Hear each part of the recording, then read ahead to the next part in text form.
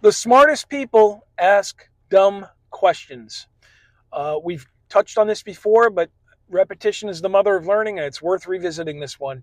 Um, Asking better questions sometimes comes from the perspective of asking what people would consider dumb questions. Welcome, colleagues. George Sloan, Myford University.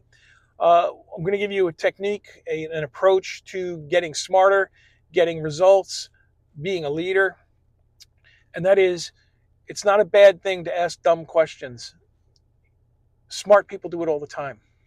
So, the best question I ever asked sounded dumb, but sometimes when you ask what would appear to be a dumb question, you get profound insights and you get a situation where you might save time or money or a big mistake from happening.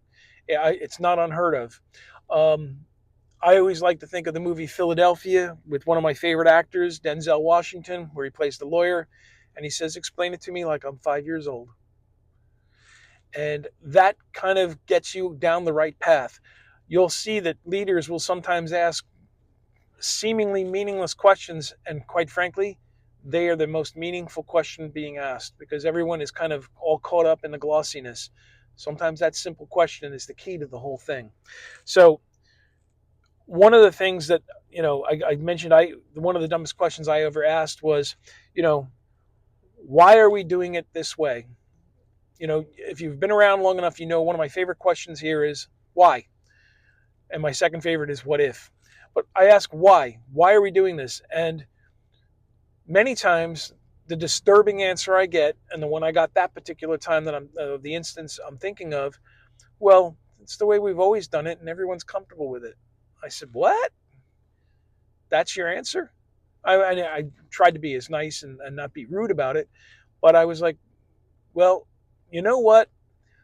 Times have changed, things have changed, and maybe it's time for us to consider some new decisions. And those new decisions might be involved in checking a new way to do it. And it opened up a whole new perspective. And again, it appeared to be a dumb question, but it was the key to the whole thing. As I said before, that's what usually comes from those little silly questions. Here's the things I've learned, and I've made a quick little list for you. Dumb questions reveal broken systems, kind of like the example I was talking about. They expose assumptions, and you know how I feel about assumptions. I can't stand them. I believe in my NASIC model. My NASIC model is never assume, suspect, investigate, and conclude. Always look into things. Don't just accept things at face value. Next, they challenge legacy thinking. Remember the example I just gave you? That woman that said to me, well, everyone's kind of comfortable with it. Yeah, they got comfortable with it because it was, simplistic and easy. But what worked 5 years ago ain't working now, folks. And you need to make some adjustments. You need to upgrade. You need to make some changes. In fact, you're probably working twice as hard when you could make your life even easier if you just made a few simple tweaks. It's not rocket science.